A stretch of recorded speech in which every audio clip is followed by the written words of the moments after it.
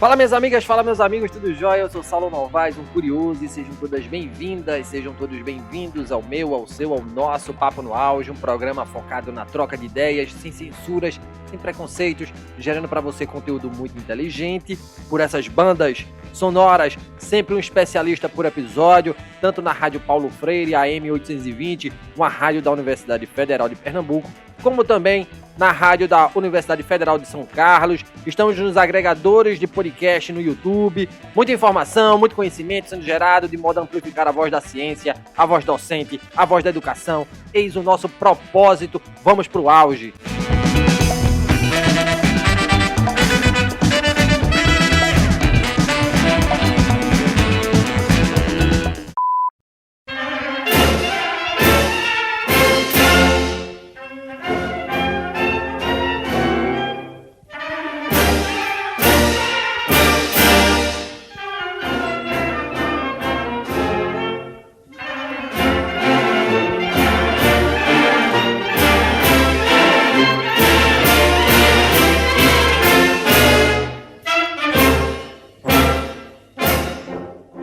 Em 2023, o Parlamento Brasileiro comemora 200 anos. No dia 3 de maio de 1823, Dom Pedro I, à época imperador do Brasil, instaura a Assembleia Geral Constituinte e Legislativa do Império do Brasil. Hoje, juntos, a Câmara dos Deputados e o Senado Federal formam a Casa do Povo. Em 2022, o Poder Legislativo brasileiro terá nova composição, pois é ano de eleição. E qual é a importância desta casa para a nossa democracia? Quem nos responde é o professor e deputado federal por Santa Catarina, Pedro Ukizai. Graduado em Estudos Sociais, Filosofia e Teologia, o deputado Pedro Ukizai possui mestrado em História do Brasil e tem 12 livros publicados. Foi professor da Universidade do Oeste Catarinense, onde ocupou funções na gestão como coordenador de cursos, chefe de departamento, coordenador do Centro de Memória do Oeste e pró-reitor de pesquisa e extensão. Atualmente é professor licenciado da Universidade Pública Comunitária Regional de Chapecó, deputado federal desde 2011. A trajetória política de Pedro Ukizai emerge dos movimentos sociais e das pastorais. E que honra ter uma persona deste calibre em nosso programa, professor. Agradeço de pronto a sua participação aqui no Papo no Auge. Uma alegria também. É uma honra dialogar contigo, teu profissionalismo, tua dignidade, teu engajamento e teu comprometimento com a própria democracia brasileira. Então, para mim, é uma honra dialogar contigo. Sempre que a gente tem um convidado aqui, eu gosto de saber, né, o porquê das escolhas, tá? As suas jornadas profissionais, propósito, enfim. E aí eu sei que o senhor é professor, é historiador. E o porquê da escolha da docência, porquê da escolha da história, porquê da escolha da carreira pública, da carreira, né, no legislativo? Olha, então, vamos contar em 3 capítulos muito rápidos. O primeiro, eu venho de comunidades católicas, que vou para o seminário para estudar para ser padre, faço filosofia, faço estudos sociais. Aí vou a São Paulo fazer teologia e naquele inteirinho eu vou fazer mestrado na PUC de São Paulo em História do Brasil e acabo não assumindo o sacerdócio quando já estávamos no 4º ano de teologia.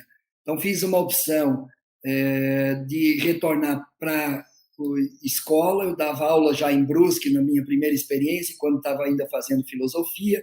Depois em São Paulo comecei a atuar no ensino médio, ensino fundamental e médio.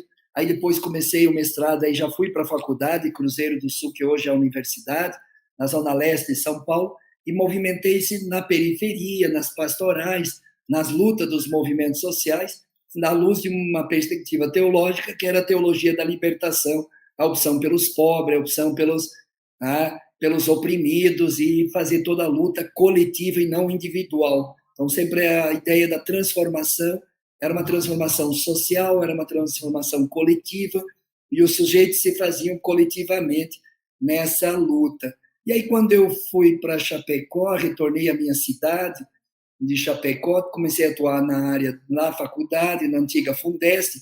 Em 94, ajudei a organizar o nosso partido político mais no espaço urbano, e retornei para a universidade, deixei a minha tarefa cumprida, mas não teve jeito, o pessoal me fez candidato porque não tinha candidato. Então eu fui porque não tinha outro.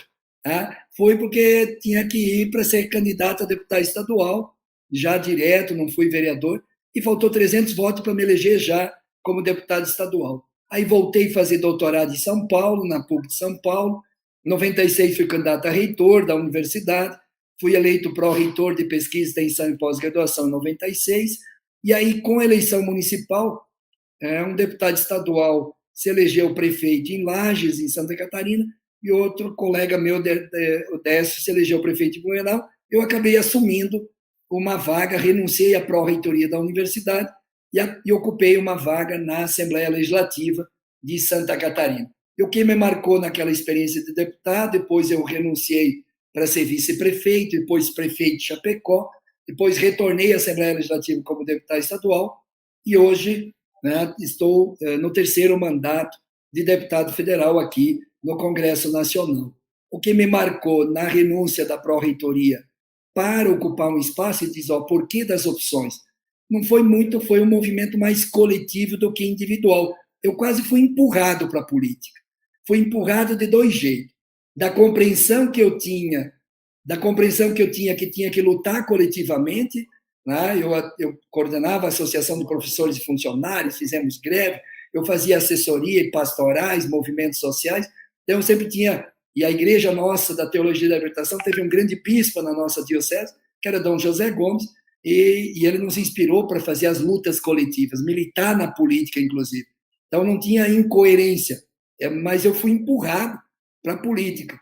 Fizemos o Sistema Estadual de Educação, fizemos outras leis, e eu acho que uma das leis como deputado estadual que marca até hoje, depois de 19 anos que fiz essa lei, que hoje em torno de 500 mil jovens em Santa Catarina recebem uma bolsa de estudo que eu propus, que é do artigo 170 das bolsas de estudo, que regulamentamos um artigo da Constituição Estadual, pois fizemos outro do artigo 171, que é mais para a formação de pós-graduandos. Mas esse, para te ter uma ideia, Saulo, é um recurso que este ano vai significar 300 milhões de reais para bolsa de estudo, para filho de agricultor, filho de trabalhador, filho do pequeno, poder acessar a universidade. Nós temos muitas universidades comunitárias, como uma que eu tenho ligação em relação, e eu acho que a primeira pergunta, e eu termino aqui a minha fala, desse questionamento teu, das escolhas. É evidente que a gente sempre se pergunta, quando se criminaliza a política, tu é professor. Às vezes eu dou uma palestra como professor, quando não sabem que eu sou político, eu tenho uma aceitação. Quando eu dou a mesma palestra e me apresento como político, tem outra repercussão e outra relação com o público. E certamente o professor está com mais moral que nós na política. Pode ter certeza aí, Saulo. Agora, eu me pergunto sempre se valeu a pena eu deixar a carreira acadêmica, deixar a universidade, deixar cursos em andamento, etc., para ir para o mundo da política. Quem sabe o servente de pedreiro me deu a chave. E o meu filho, quando fez 18 anos, que compreendeu e me apoiou o que eu estava fazendo nas minhas ausências da luta. O servente de pedreiro, depois de uma entrevista na rádio, que eu falei das bolsas de estudo, do artigo 170, ele chegou no boteco onde nós estávamos almoçando e ele disse, você que é seu Pedro, tu que fez essa lei das bolsas de estudo? E eu disse sim, contei a história, até escrevi um livro sobre, que escreve matematicamente incorreto, que na política não está fadado a perder sempre quem é a minoria e a maioria ganhar. Depende da correlação de força, depende da conjuntura, depende do nível de pressão social. E aí ele disse, seu Pedro, eu ganho um salário mínimo e a minha filha está se formando em arquitetura. E ela ganhou 4 anos e meio essa bolsa de estudo. Deputado Pedro, dá um presente para mim. Vai na formatura da minha filha para ela te conhecer, para minha mulher te conhecer, de um sonho que a família realizou, de um servente de pedreiro formar uma arquiteta na nossa família. E eu abracei esse cara, ele tinha voltado da material de construção, estava sujo de cimento e areia. E Saulo, você é professor? E eu disse, olha, eu acho que valeu a pena eu ter renunciado à carreira acadêmica, para ir para o mundo da política para fazer com que uma filha de um servente de pedreiro pudesse se formar na universidade. Parece uma coisa meio pragmática, meio de discurso de narrativa política aqui, Saulo. Mas quando a gente vê a piazada se formando no Instituto Federal, numa universidade federal, com as cotas, com as meninas, olha, sabe a demanda que está vindo agora para mim? É o alojamento para meninas nos colégios agrícolas, nos cursos de engenharia agronômica, de medicina veterinária, nos colégios dos institutos federais em Santa Catarina, porque as meninas estão ocupando também o espaço que tradicionalmente era dos meninos. Que demanda boa, né? Que problema bom para lutar, né? É dar o direito de estudar, direito de acessar ao ensino superior, como no nosso caso de bolsa de estudo, como lutamos para ter a segunda Universidade Federal em Santa Catarina, na nossa cidade de Chapecó, temos universidade estadual, temos institutos federais. Então, eu acho que essa é a razão da escolha. A gente é meio empurrado nas lutas coletivas, e hoje eu sou deputado federal, aqui com essas dimensões das lutas, e me convenci que a luta política ela é tão nobre quanto ser professor. Belas palavras. E como professores, a gente precisa ser pedagógico, né, professor? E aprofundando o tema do nosso encontro de hoje, para a gente ser bem didático, o que é o poder legislativo? Qual é a função dele nas e para as democracias modernas? E qual é a sua importância histórica na República Federativa do Brasil? Parlamento que no ano que vem comemora 200 anos de instituição em nosso país, deputado Pedro Kizai. O parlamento, eu já fui prefeito da cidade de Chapecó, conheço um pouco o judiciário, a Câmara de Vereadores, as assembleias legislativas e o Congresso Nacional, nas instituições modernas que tu chama, é a mais representativa e mais democrática. Não tenho dúvida sobre isso. Ela expressa a sociedade brasileira, ela expressa a sociedade no Estado, nos municípios. Então, essa é a primeira consideração. Se nós trabalharmos com as instituições democráticas no mundo que a gente chama de Estado Democrático de Direito, o parlamento é o mais democrático, é a que traz a ressonância da sociedade. Porque o judiciário é de concursados, não é democrático, não tem eleições. No executivo, é eleito democraticamente, dentro da correlação de forças da sociedade, uma parte da sociedade que venceu. No parlamento tem uma correlação de força mais diversa, por isso que tem situação e oposição. E a riqueza da democracia nessa condição é ter situação e ser oposição. Eu já fui em Santa Catarina situação, fui oposição, aqui junto do governo federal fui situação com o governo da presidenta Dilma, porque eu assumi em 2011, após o governo do presidente Lula, e sou oposição ao governo Bolsonaro. Eu acho que essa é a riqueza da democracia. Ela permite a gente se posicionar, permite a gente participar e permite ouvir, né, o voto soberano e popular da sociedade brasileira. Então, 200 anos de parlamento, não é possível imaginar a democracia sem parlamento, né? Pelo menos a democracia representativa. Embora nós cada vez mais temos que colocar o desafio de fazer democracia real, democracia direta, com a democracia representativa. Não é só o processo eleitoral e eleger os representantes que isso significa o futuro. Pelo contrário, a necessidade de conferências, retomar todo o processo democrático. Eu defendo orçamento participativo e planejamento participativo para enfrentar o orçamento secreto do Congresso Nacional. Só tem um caminho: é democracia direta. É o povo decidir onde deve colocar o dinheiro que o povo paga em forma de tributo. E os mais pequenos que mais pagam. Consumidor do supermercado que mais paga. É o consumidor dos bens coletivos que mais paga. A elite brasileira quase não paga imposto. Não é? Os exportadores de soja para os porcos da China não pagam imposto pela lei Candir. Então, a sociedade brasileira que consome, principalmente, que é um imposto regressivo, que é sobre o consumo, e não sobre a renda, sobre a fortuna, né, sobre as heranças, mas é sobre o consumo, em grande parte, que incide o imposto no país.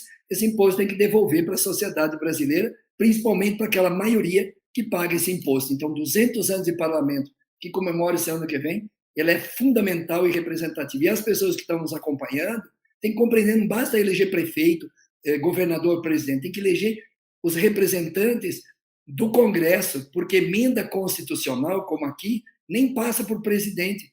A emenda constitucional 95 congelou para 20 anos de investimento em saúde e educação, nasceu aqui dentro e morreu aqui dentro, foi promulgada aqui. Tá? A reforma da Previdência, a reforma trabalhista, quando é reformas constitucionais, nem depende do presidente sancionar ou vetar. É promulgada dentro do Congresso Nacional, para ver a força que tem o parlamento nas mudanças de Constituição, que é a lei maior do país.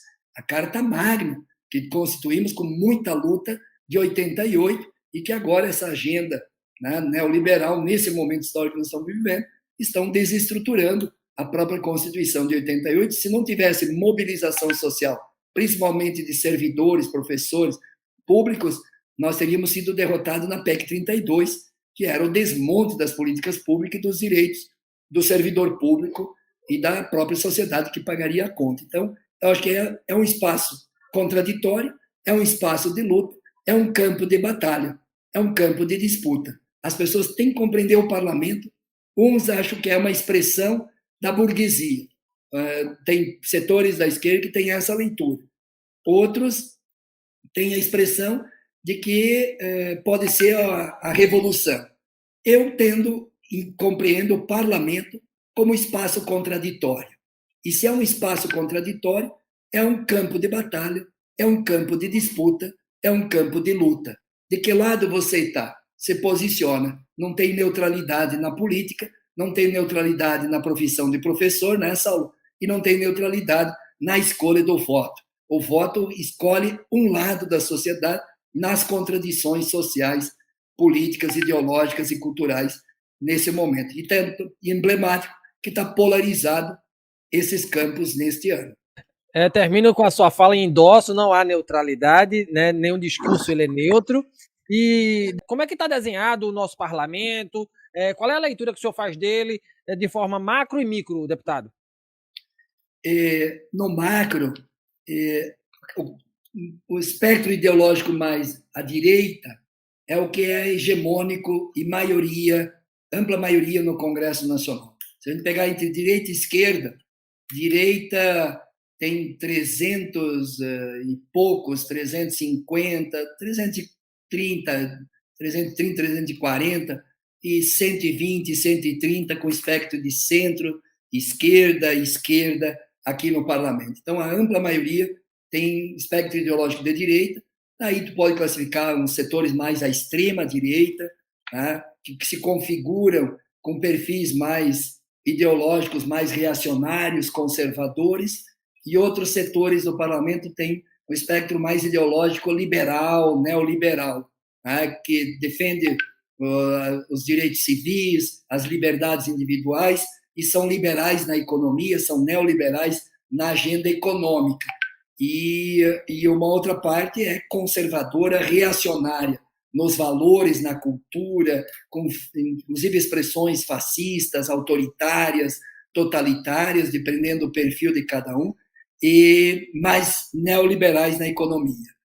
Por isso que é um casamento dessa agenda que eu chamo de Paulo Guedes se junta com essa maioria para fazer as reformas que aprofundam a própria desigualdade social no nosso país, como reduzir o papel do Estado, torná-lo sem força para a sociedade e muito forte para o setor financeiro, muito forte para fortalecer o mercado e o capital, muito forte para reduzir a soberania nacional. Nos 200 anos, né, de independência, nós nunca tivemos tão fragilizados na defesa da soberania nacional. Então, essa direita e a extrema-direita, que tem em comum a direita e a extrema-direita serem neoliberais, mas uns são truculentos, autoritários, conservadores, reacionários, e outros são mais liberais no mundo civil. Sensacional, deputado. Obrigado por suas explicações. Para a gente pavimentar, né? Qual é o papel do povo na escolha de seus representantes no parlamento? Porque é imprescindível a gente estar discutindo isso aqui, levar a reflexão às pessoas quanto à escolha de parlamentares para a composição no Congresso Nacional, deputado Pedro Kizai? O decisivo é o voto soberano. O voto ele tem como profunda consequência, porque aparentemente não o Bolsonaro, o bolsonarismo, quem tem e vota a favor de Bolsonaro e quer que ele se reeleja, vai fazer e vai se articular para a reeleição de Bolsonaro. Mas agora, quando você vota no Bolsonaro e esse país está nesta condição, de certa forma eu sou responsável por que está acontecendo. Não é uma ausência de responsabilidade, é profundamente comprometimento de um voto, como diz a CNBB, o voto tem consequência. E às vezes tem trabalhadores, agricultores, os pequenos, votam às vezes para diminuir o prato de comida dos próprios filhos. Então, quando tu escolhe um projeto desses, que tira dinheiro da saúde, tira dinheiro da merenda escolar, merenda escolar está vários anos sem aumento, sem condições, então a criança está comendo menos na escola, com menos apoio do governo federal. Quando tu pensa o desemprego, o salário baixo, inflação alta, juro alto, né? Tu aumenta as tarifas públicas, como Petrobras, né? E tu tem uma decisão política. Alguns estão ganhando, e muito, e a maioria está perdendo. Essa é uma decisão política que o governo tomou. Agora, quem votou teve consequência, que é essa responsabilidade sobre o que está acontecendo. Então, o povo é protagonista pelo voto soberano e popular, mas é o grande responsável também para qual direção vai tomar o próprio país na decisão soberana. E espero que seja soberana, espero que seja democrática. Hoje nós tivemos a Francis, que é uma norte-americana, e eu presido a Comissão de Legislação Participativa, é uma das comissões mais participativas da sociedade civil, democracia direta, representativa, etc. E ela denunciava o uso político das redes sociais nas eleições do mundo e do Brasil. E ela diz, no Brasil não tem controle. Ela denunciou o Facebook, que não tem gente controlando e moderando a desinformação, as fake news, as baixarias que poderão ocorrer nas eleições do nosso país. Aí não é eleição, aí não é democracia. Aí é uso da desinformação como um instrumento político de enganar, de esconder, de escamotear, de criminalizar e demonizar o outro. E nós temos que estar dentro do jogo democrático. No jogo democrático, eu tenho esperança, e muita esperança, que o povo vai escolher o seu destino, o seu futuro, que vai ser melhor que é hoje. E uma pergunta sobre o interesse pela política, né?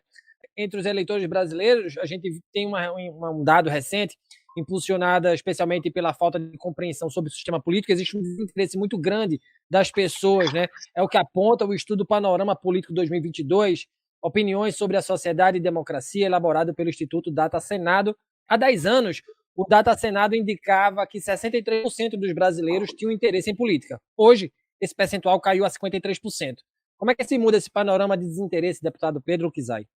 Eu acho que teve um episódio histórico, um processo histórico, que se criminalizou a política, se demonizou a política e se produziu um ativismo judicial, onde uma organização judicial se alvorou o direito de julgar a política, de condenar a política. E quando, sem prova e sem crime, condenou o conjunto da política para a antipolítica que deu o Bolsonaro.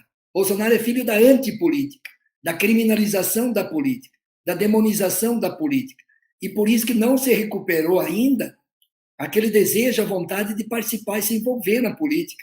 Né? Temos 10 pontos a menos do que 10 anos atrás. Devia ser 100% das pessoas discutir política, participar da política, compreender a política. E eu fico muito indignado quando as pessoas não querem participar da política e não querem ouvir a política.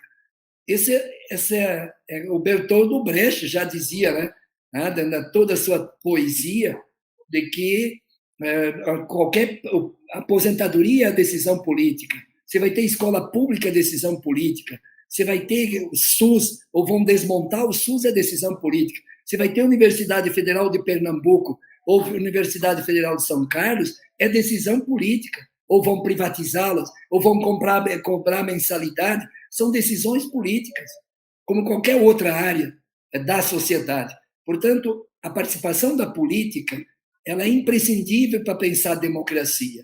Se envolver na política, ser protagonista do debate da política. Então, essa antipolítica ressuscitou, depois de 4 anos, a política. Hoje, é tão forte a política hoje, Saulo, se comparar com 4 anos atrás, que 4 anos atrás o candidato a presidente criou um novo partido para negar tudo, como foi Collor. Collor também criou um novo partido para negar todos os partidos e a política e o sistema. Bolsonaro criou um novo partido, o PSL, que depois abandonou e que se encrencaram, tentou criar um novo, mas não conseguiu criar um novo. Teve que voltar para um partido tradicional chamado PL, que é o partido ligado ao centrão aqui dentro do Congresso Nacional. Se há um partido bem tradicional, bem interessado na relação meio, vamos falar, negocial, para não dizer outro palavrão aqui, é o PL. Então, o Bolsonaro não conseguiu criar um novo partido depois que ele se elegeu presidente. Mesmo com toda a máquina, não conseguiu, porque voltou à política, voltou à importância política. O que está em primeiro nas pesquisas no Brasil é político.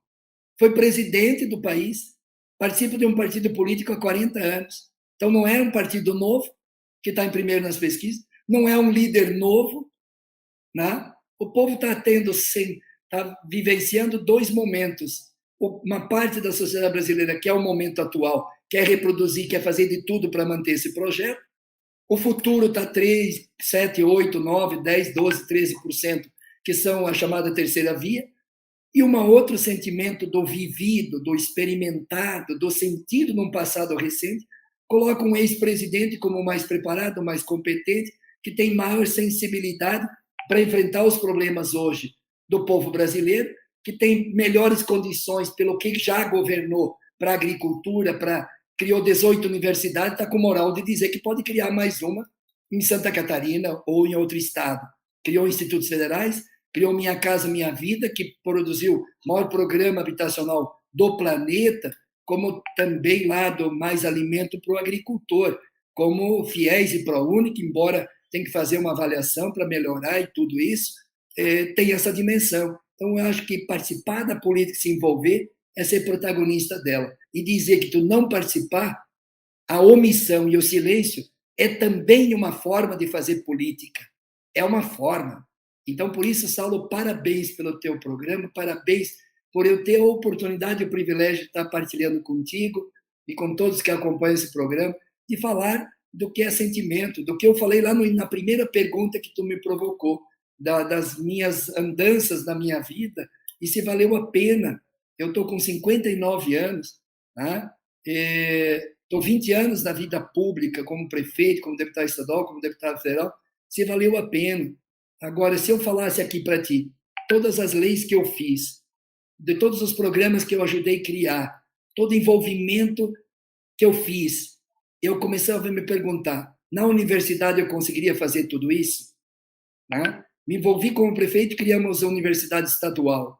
Eu nem sei quem são os alunos. Criamos uma bolsa de estudo que 500 mil jovens estão recebendo, eu nem sei quem são esses alunos que estão recebendo. Na Federal da Fronteira Sul, convenci o Haddad, ele queria Instituto Federal. Eu convenci o ministro da Educação na época, Haddad, junto com nossos coletivos, com todos os movimentos envolvidos, que nós queríamos universidade, que a universidade era um direito de uma região toda, para pensar pesquisa, ciência, tecnologia, extensão, etc. E convencemos. E ele depois, de anos depois, diz, foi a melhor opção ser convencido. Olha que grandeza de um professor e ministro da Educação. Então, se a gente falasse tudo que a gente fez, do que a gente produziu na vida pública, eu digo, olha, se eu fosse reitor da universidade, certamente não faríamos, eu faria muito, muito menos, podia ter feito muito, mas faria infinitamente menos do que eu fiz, né? Como parlamentar, como prefeito, com essa experiência que eu tive na política. Então, participe da política, porque se não participar, os outros vão participar.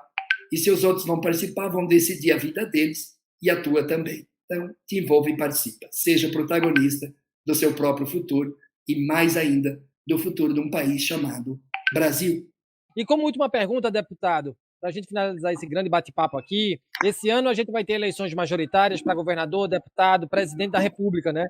Qual é o seu sentimento frente a esse novo sufrágio? O que esperar da próxima composição legislativa federal? O que esperar do próximo mandato executivo, deputado Pedro Kizai? O meu receio, Saulo, é que o povo vai eleger um governo de centro-esquerda para o executivo no país e vai eleger a direita majoritária no Congresso Nacional. Eu acho que essa é a minha sensação hoje, pela correlação de força, pelas estruturas partidárias, pelas estruturas nos estados, pelo número de vereadores, prefeitos, deputados estaduais e federais do espectro ideológico mais à direita, que tem força nas bases sociais. Então, vai ser um período que precisaria as pessoas perceber, como em outros países, elege o executivo no espectro político, elege a maioria do parlamento também nesse, para que depois de 4 anos, se não gostou, mude o espectro político e ideológico. Essa contradição que nós vivemos no sistema eleitoral brasileiro, ela reproduz aqui uma casa mais conservadora, reacionária, mais à direita e da extrema-direita, e quando o povo escolhe e pode escolher, e poderá escolher, e eu acredito que vai, todas as pesquisas indicam, pode escolher um presidente mais sensível para as questões sociais e menos sensível para a questão dos banqueiros e do neoliberalismo. Então, essa contradição, eu acredito que vai se reproduzir novamente, espero que diminua a distância entre a composição hoje amplamente majoritária de direita e extrema-direita para centro-esquerda e esquerda.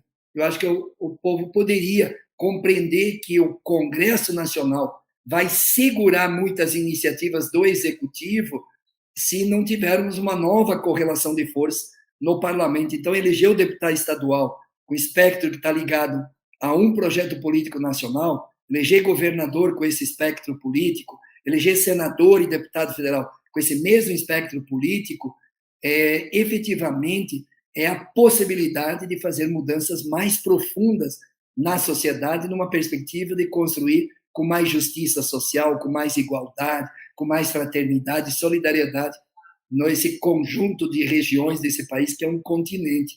Então, precisa sustentar as mudanças do executivo, e vai ter sustentação se eleger uma maioria ou pelo menos uma correlação de força mais igual, junto com a participação cidadã da sociedade, democracia direta, conferências, mobilização social, a gente empurrar o Congresso para as mudanças que o Executivo se pretende fazer para melhorar a vida do nosso povo brasileiro, do campo e da cidade. E chegamos ao fim do Papo no Auge de hoje, com a gente o professor e deputado federal catarinense Pedro Kizai. Deputado, que honra ter o senhor em nosso programa, gratidão de verdade por esclarecer um assunto dos mais relevantes para a nossa sociedade. Precisamos sim discutir, debater política. Muito obrigado, professor Pedro Kizai. Saulo, obrigado aí, Saulo Novaes, do Papo no Auge, pela oportunidade de conversar e dialogar contigo. Obrigadão. Segundo, eu sou discípulo de Ariano Suassuna, né? Junto com Paulo Freire, junto com Dom José, tinha um grande bispo que se chama Toque em Frente. Quando nós apanhava, nós lutava por direitos dos agricultores, escola pública, universidade. Eles, quando apanhavam da polícia, o Dom José sempre dizia, toque em frente, toque em frente. Segundo ponto, o Esperançar de Paulo Freire, eu acho que se traduz num texto belíssimo do Ariano Suassuna também. O Ariano Suassuna diz, eu não gosto dos pessimistas. Pessimista é muito chato. Mas também não gosto dos otimistas, porque otimista é muito iludido. Eu prefiro ser, diz Ariano Suassuna, eu prefiro ser realista, esperançoso, crítico profundo ao momento atual, mas uma profunda esperança de que vai mudar. Esse Brasil tem jeito, tem possibilidade de construir um país que é uma potência, com dignidade, com direitos, com alegria, com felicidade, com bem-estar, com qualidade de vida, né? E vida em abundância para todo mundo. Esse país pode ser digno para todos. E acho que essa utopia que nos alimenta como educador, como professor, como pai, e hoje também como parlamentar no Congresso Nacional. Então, esperançar do realismo esperançoso, Ariano Suassuna. Bacana, com essas vozes conterrâneas pernambucanas, eu me despeço do senhor, desejando sucesso na sua caminhada, professor. E obrigado mais uma vez, viu? Um abraço grande para ti, um abraço a todos. Muito bom o papo de hoje, né? E lembro a vocês que nos escutam, além do Papo no Auge, estar na Rádio Paulo Freire, uma rádio da Universidade Federal de Pernambuco, e também na rádio da Universidade Federal de São Carlos. Estamos também integralmente nos agregadores de podcast, no YouTube. Nos acompanhem, nos sigam, compartilhem nossos áudios. Afinal, o conhecimento precisa e deve ser propagado. Se você gostou desse conteúdo, nos avalie nos agregadores de podcast. É importante para que a gente possa cada vez mais escalar esse conteúdo, chegar nos ouvidos alheios e gerar conhecimento, e gerar consciência e gerar educação para todo mundo. Um grande abraço a todas e a todos e até o próximo programa. Vamos votar consciente. Valeu!